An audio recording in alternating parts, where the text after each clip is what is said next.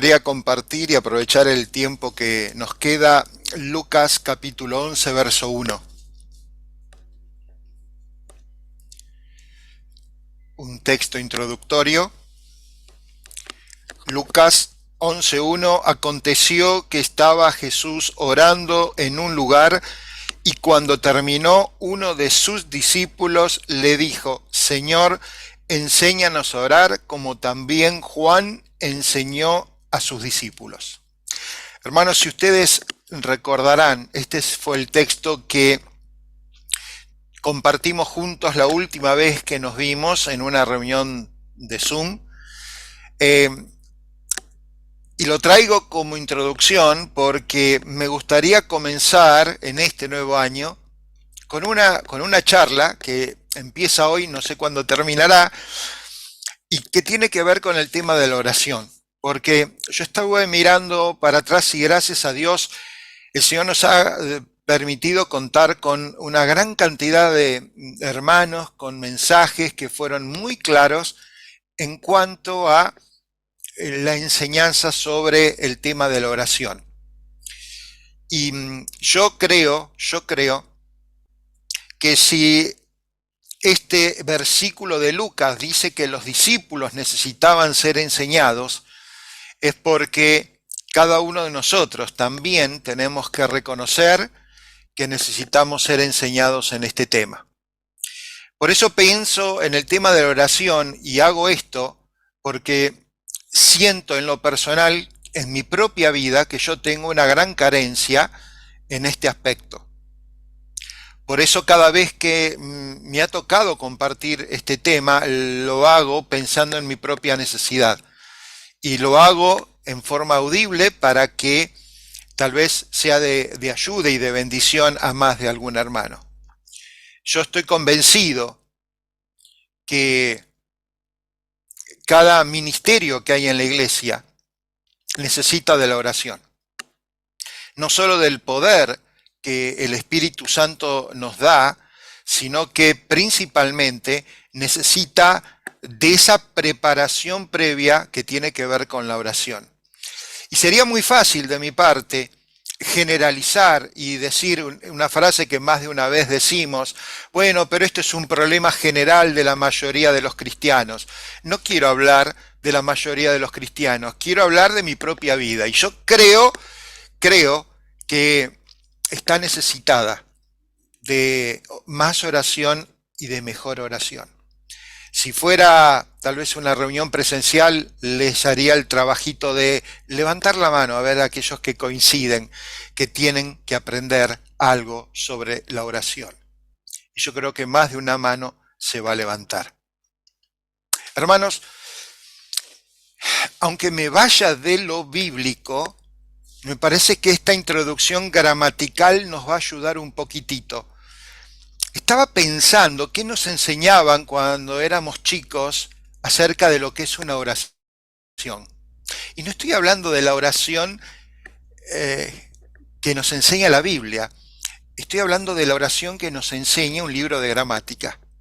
Entonces recordamos que la señorita nos enseñaba que la oración es la palabra o el conjunto de palabras que tiene sentido propio y que establece un acto de comunicación entre el que habla y el que oye. Eso es una oración gramatical. La oración se aísla en una lengua hablada. ¿Y cómo se aísla? Con una entonación determinada. Por eso es muy importante cuando hablamos cómo nos expresamos e inclusive es importante la entonación que usamos. Ahora, también la oración se aísla desde el punto de vista escritura con los signos de puntuación. Y por eso Dios ha dejado en claro que Él no quiere que se agregue nada, ni siquiera una coma en su palabra. ¿Por qué? Porque está cambiando la manera en que Dios está comunicando. Por eso, así como es importante una coma en la escritura, es muy importante cómo hablamos en una oración. ¿Cuál es el significado de una oración gramatical? El significado de la oración está dado por el significado de las palabras. Eso nos enseñaban en la escuela. Por eso nos enseñaban de los sustantivos, de los adjetivos, de los verbos. El significado de cada cosa es importante para que la oración tenga un significado. ¿Entienden a dónde voy? Estoy tratando de llevar una enseñanza espiritual a lo que realmente aprendimos de chico en nuestra escuela primaria. Ahora, la función de esas palabras le dan sentido y significado a la oración. No solo el significado, sino la función de las palabras. Y por último, la entonación. ¿Por qué digo todo esto? Porque yo creo que esto aplica mucho en nuestra vida de relación, de oración para con Dios. A veces no tenemos en cuenta las palabras que usamos. A veces no tenemos en claro la función que cada palabra cumple. A veces nuestra entonación, nuestra forma de expresarnos en la oración, imprime un significado distinto a nuestra oración. Hermanos, en la escuela nos enseñaba que hay distintas clases de oración. Y me acuerdo que estaban las que se llamaban enunciativas. ¿Por qué? Porque informan objetivamente un hecho, ya sea afirmándolo o negándolo. Pero también estaban las oraciones interrogativas. ¿Se acuerdan? Aquellas que hacen o plantean preguntas directas o indirectas, inclusive las retóricas, cuando la respuesta parece evidente y aún así preguntamos. Esa es una oración retórica. Ahora, las oraciones que nos enseñaban en la escuela podían ser exclamativas, podían ser exhortativas, hasta podían ser dubitativas. Y ni hablemos de las desiderativas, las que expresan un deseo. Todo esto que usamos en nuestra lengua española lo hemos llevado a nuestro plano espiritual. Hermanos, así son nuestras oraciones. Yo creo que en este momento todos debemos estar pensando, estamos en el horno. Porque muchas veces no pensamos en lo que oramos. Muchas veces no medimos el alcance de nuestras palabras. Muchas veces no hilvanamos frases o no pensamos en que estamos dudando o que estamos exigiéndole cosas a Dios. Por eso, hermanos, el Señor puso en mi corazón ir a lo que podríamos llamar el origen de la oración. Y ustedes dirán, está muy sacado del contexto, puede ser. Pero en mi corazón yo he aprendido mucho con Génesis capítulo 3. Los invito a abrir Génesis capítulo 3.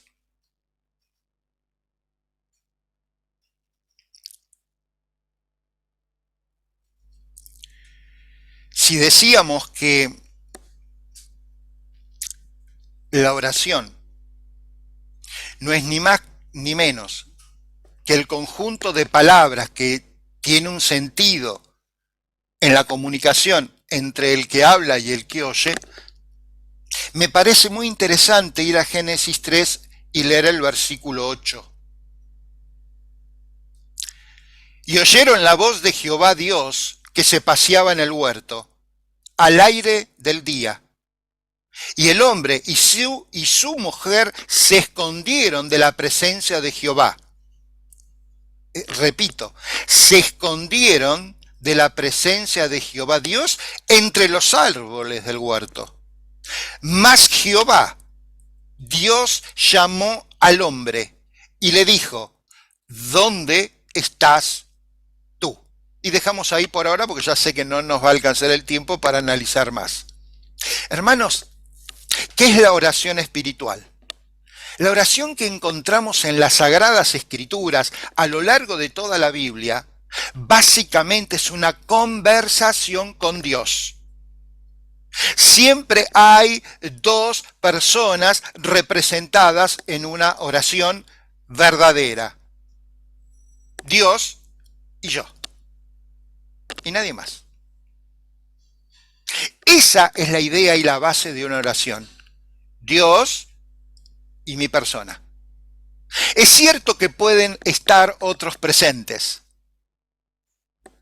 pero aunque estén otros presentes, y esto lo voy a recalcar, hermanos, aunque haya otros presentes, la oración siempre es entre Dios y mi persona.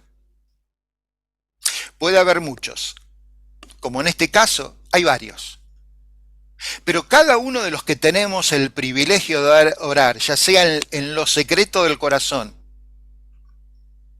o en forma audible, tenemos que tener en claro que es una conversación entre Dios y mi persona. Hay muchos tipos de oración. Cuando uno va a las Sagradas Escrituras, vamos a encontrar una gran cantidad de ejemplos de oración. Y hasta ahora hemos tenido un montón de mensajes con ejemplos de oraciones que nos han enseñado mucho en cuanto a la oración. Pero si perdemos de vista que siempre orar es una comunicación entre Dios y mi persona, estoy perdiendo la base de lo que es la oración. Cuando uno va a la Escritura va a encontrar que hay intercesión, que hay acción de gracias. A veces nuestras oraciones son súplicas, a veces nuestras oraciones son peticiones. No importa qué tipo de oración es, y no hablo de gramatical. Lo importante es que es una conversación, un diálogo entre un individuo y Dios. Yo creo que esto es lo que Jesús tenía en su corazón y en su mente, cuando en el Sermón del Monte el Señor expresó: cuando ores, o sea, hermano, no dijo si oras, dijo cuando ores. El Señor Jesús da por sentado que el creyente ora, que el creyente va a tener una oración. Es como algo que tiene que brotar de la presencia del Espíritu Santo en nuestro corazón. Es una consecuencia directa que el Señor ha hecho algo en nosotros. Es el Espíritu Santo el que nos mueve a orar. Cuando ores, entra en tu aposento, cierra la puerta y ora a tu Padre, que está en secreto. Es cierto que algunos piensan en ese cerrar la puerta. Está hablando de habitación. Está hablando de que nos metamos en un ropero. Indudablemente lo que el Señor nos estaba queriendo enseñar: cuando ores, deja fuera todo lo demás. Cuando ores, que nada interfiera. Cuando ores, no te involucres pensando en otras personas, en otras cosas, en otras situaciones, sino habla solo con tu Dios, que está en lo secreto y que te escuche. Hermanos, a lo largo de los años, uno ha escuchado muchas oraciones. Y esto, hermanos, lo digo con mucho amor y no lo digo ni como crítica, ni exhortando a nadie. Pero a veces uno escucha cosas interesantes o raras en las oraciones.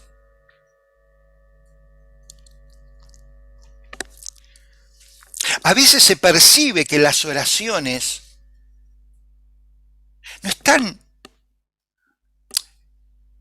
no están hechas pensando tanto en Dios, sino en las personas que están escuchando la oración. Puede haber alguien que cuando ora, casi invariablemente comienza su oración dirigiéndola a Dios. Pero en algún momento de la conversación comienza a haber un cambio en la charla.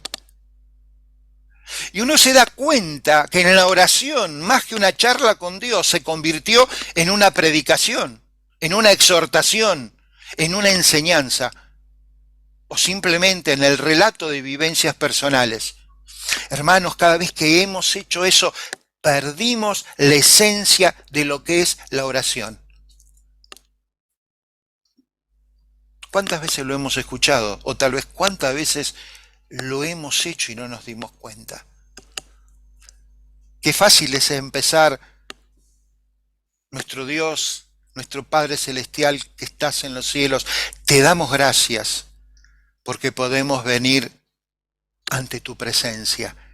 Daría la sensación que los comienzos son siempre acertados, pero luego aparece una palabra: sabemos. Y cuando metemos el sabemos en nuestra oración, cuidado, que no pase a ser nuestra persona lo importante de la oración, sino que siga siendo Dios. Que es Dios el que escucha la oración. Y que el sabemos no sea para que otros sepan lo que yo sé. Ese es el gran problema. Porque cuando hacemos eso, hermanos, eso no es oración. Empezar a hablar con Dios y terminar hablando con las personas no es oración.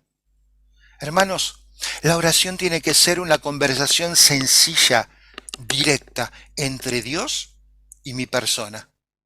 Por eso me gustó este pasaje de Génesis. Vean el versículo 8. Pero mi Dios llamó al hombre. Hermanos, no puedo perder nunca este sentido básico de la oración. Este es el comienzo de una oración. Dios llamó al hombre. Ahora uno ve este pasaje y entiende, de tantas veces que lo hemos leído y lo hemos escuchado, sugiere que esta manera en que Dios se expresó, Dios habló, era algo habitual en la vida de Adán y de Eva. Era lo corriente de ellos. Que de mañana Dios se paseara por el jardín y hablara con ellos. Ahora, qué interesante que algo que uno interpreta que era habitual, solo queda registrado en la Escritura después de la caída del pecado. Es decir, Dios nos quiso hacer entender que algo que era bueno, que era habitual, que era frecuente y que era algo deleitoso, era una bendición tanto para Adán y para Eva, porque era una experiencia de todos los días, se convirtió en otra cosa. Entró al jardín para conversar, de la manera que lo hizo siempre. Pero esta vez no pudieron conversar. No podemos saber cómo Dios se les apareció. Pero es indudable, por lo que uno ve, que Dios se apareció como una teofanía, en su expresión y manifestación corpórea, como si fuera el Hijo de Dios. Porque se paseaba. Y ellos se dieron cuenta que estaba paseando cuando escucharon su voz.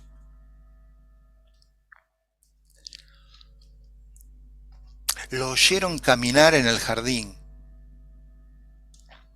El sonido de esos pasos les recordó a Adán y a Eva que habían llegado un momento en que tenían que tener la conversación y el intercambio diario con Dios, pero ahora no lo podían tener. Algo había pasado. Pero más allá del pecado, hermanos, y no es eso lo que Dios quiere resaltar en este pasaje, más allá del pecado, lo más notable, y es la lección que yo aprendo, es que la iniciativa para conversar la tuvo Dios.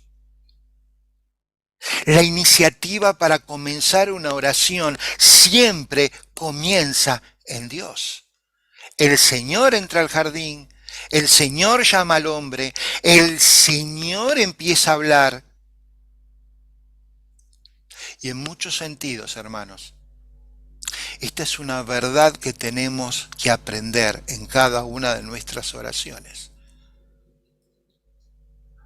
Si vamos a toda la Escritura y aprendemos todos los ejemplos que hay de oraciones y vemos los personajes bíblicos y cada una de las oraciones destacadas en la Escritura, siempre tendríamos que mirarlo con los lentes puestos. De este punto de vista, es Dios quien quiere hablar con el hombre. ¿Por qué, hermanos, esto es importante? Y miro la hora para no pasarme. Porque con respecto a la oración han surgido muchas enseñanzas falsas, equivocadas, que dan a entender o que nos hacen creer que nuestras oraciones son tan valiosas que hacen cambiar a Dios. En los mensajes a veces se escuchan sobre la oración y parece que es el hombre el que rescata a Dios de tomar decisiones que no serían las apropiadas según nuestro punto de vista, y que son nuestras oraciones las que han torcido el accionar de Dios. Y a veces hasta inconscientemente podemos estar cantando un corito que aprendimos de hace muchos años: fe mueve la mano de Dios. Y si bien es cierto, podemos estar equivocándonos pensando que nuestra fe puesta en la oración va a forzar y torcer la voluntad de Dios. Cuando uno avanza en las Escrituras y va al capítulo 18, uno tiene el relato en Génesis de Abraham. ¿Se acuerdan cuando Abraham intercedía con su oración, con su charla, con su comunicación con Dios por esa ciudad de Sodoma y por Gomorra? Uno percibe que en esa conversación es como que Abraham está diciendo: Señor, seguramente vos no vas a hacer esto. Señor, esto no es de ti, vos no sos así. Vos jamás vas a destruir al justo con el malvado. Y daría la sensación que esa oración intercesora, esa oración que fue elaborada, trabajada,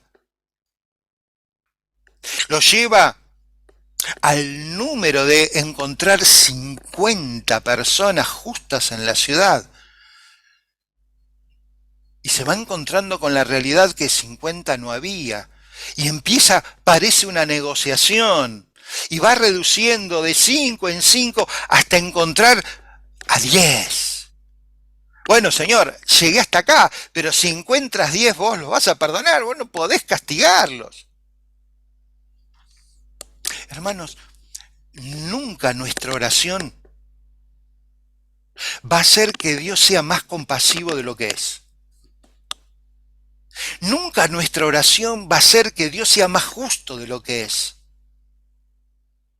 Nunca nuestra oración va a hacer que Dios deje de ser soberano tal cual como Él es.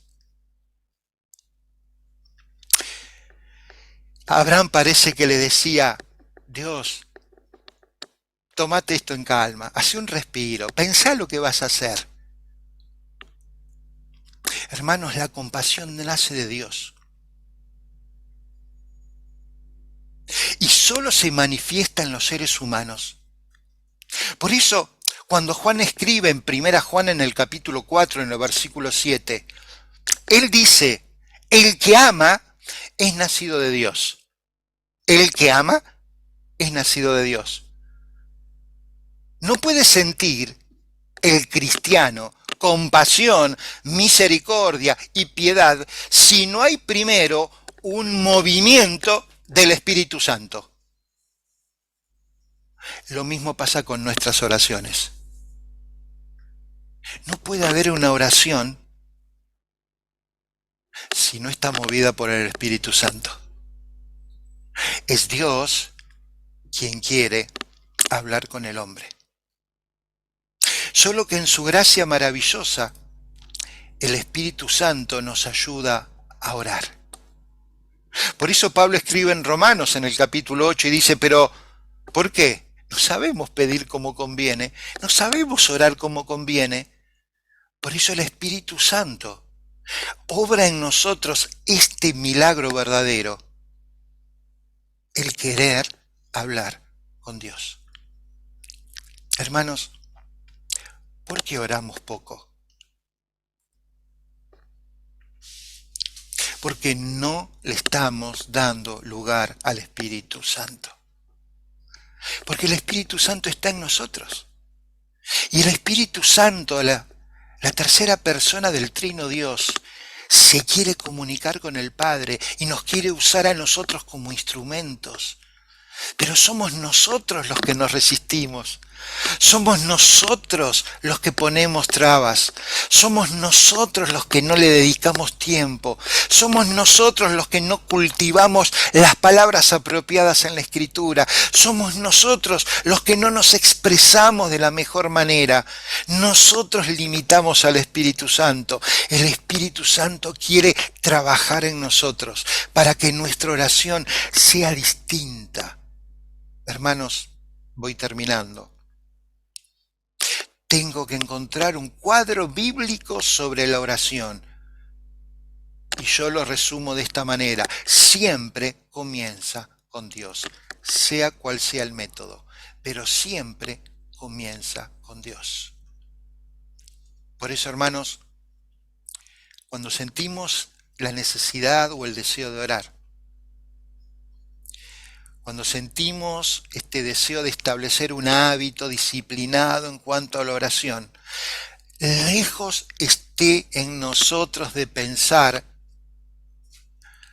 cuánto he madurado, cómo he crecido, qué espiritual que soy,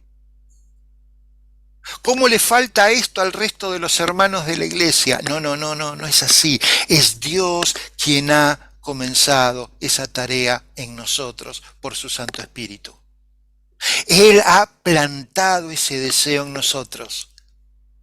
Y nosotros muy sencillamente estamos respondiendo. Cada vez que venimos al Zoom, estamos respondiendo.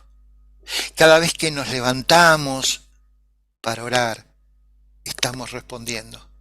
Cada vez que buscamos en nuestro hogar, en lo secreto, un momento para hablar con Él, estamos respondiendo. Cada vez que estamos en nuestras tareas cotidianas y oramos sin cesar porque hablamos permanentemente con Dios, estamos respondiendo. ¿A qué? A mi espiritualidad, no, al Espíritu Santo que está trabajando en mí. Pero hermanos, así como pasó en Génesis, a veces pasa en mi vida. Entró el pecado. Y hermanos, es lo peor que le pasó a Adán y Eva, es lo peor que nos pasó a nosotros. Entró el pecado. Y no solo que con el pecado entró la muerte, sino que la muerte pasó a todos los hombres por cuanto todos pecamos. Y todos compartimos en esa naturaleza pecaminosa. Pero peor, esa raíz llamada pecado gestó en nosotros ese fruto llamado pecados. Y hermanos, a diario nos equivocamos. Y cada vez que pecamos, nos sentimos culpables. Cada vez que pecamos nos escondemos en los arbustos. Cada vez que pecamos somos conscientes de nuestra vergüenza, de nuestra desnudez. Nos sentimos mal, nos sentimos con culpa. Y lo peor, escapamos del Dios que quiere hablar con nosotros. Porque Dios, sabiendo que habían pecado, igual los buscó. ¿Y cómo no entiendo que ese es el secreto de la oración? No tengo que perder nunca ese deseo que tiene Dios de buscarme y de hablar conmigo. Y lo hace a través de su Santo Espíritu. El que empezó en vosotros la obra, la continuará. ¿Quién la empezó? La empezó el Espíritu Santo. La continuará hasta ese día maravilloso que estemos en su gloria. Hermanos, que en el día de hoy entendamos que el que nos está buscando no es un juez severo, duro, rígido y solemne. La voz que estamos escuchando es la de un Padre amoroso, la de un Padre perdonador, la de un Padre misericordioso, que aún sabiendo mis metidas de pata, quiere hablar conmigo, me quiere escuchar, me recibe como un hijo, me recibe como un amigo, me recibe con confianza. El pecado ya había entrado, Adán y Eva estaban escondidos, pero eso no privó a Dios que hable con ellos. Por supuesto, le hizo 3 preguntas y las voy a dejar para que reflexionemos nosotros. Adán, ¿dónde estás? Versículo 9 del capítulo 3. Adán, ¿dónde estás? Y cada vez que siento la voz de Dios me pregunta, Edgardo, ¿dónde estás? ¿Qué pasa que no estás cerca? ¿Qué pasa que estás escondido? ¿Qué pasa que estás atrás de algo? ¿Qué pasa que tenés alguna máscara? Pero en el versículo 11, él dice, te hago otra pregunta, ¿quién te dijo que estás desnudo? Decime, Edgardo, ¿a quién estás escuchando? ¿Cuál es la voz que está captando tu atención? ¿A quién escuchás? Porque a quien escuchás, con ese dialogás. Y por último, aunque él sabía la respuesta, en el versículo 13 les pregunta, ¿qué has hecho? Dios lo sabe, pero yo quiero escucharlo de vos, Edgardo, ¿qué has hecho? Y tengo la oportunidad de decirle mi fracaso, mi vergüenza, lo que hice, lo que dejé de hacer, lo que pensé. Él lo sabe, pero me quiere escuchar. ¿Por qué me quiere escuchar? Porque a él le encanta hablar conmigo. Es lo mismo que le pasó a Job, y eso se ve en el capítulo 38. Después de haber escuchado tantas formas de planteos de parte de Job, Dios lo llama a Job ante él y le dice, levántate ahora. Ahora te toca el turno de ceñite tus lomos. Pero ahora respondeme. ¿Querías hablar? Bueno, ahora tenés la oportunidad de hablar. Hablar con Dios. Hermanos, en el Nuevo Testamento tenemos ricas lecciones de cómo orar. Pero no perdamos de vista todo lo que nos enseña el Antiguo Testamento. Porque yo encuentro acá el origen. De ahora en más yo quiero pensar en que no quiero desaprovechar ni una oportunidad para hablar con mi Dios. Hermanos, que podamos descansar en esta noche, agradecidos de un Dios que quiere hablar con nosotros siempre. A Él sea la gloria. Amén.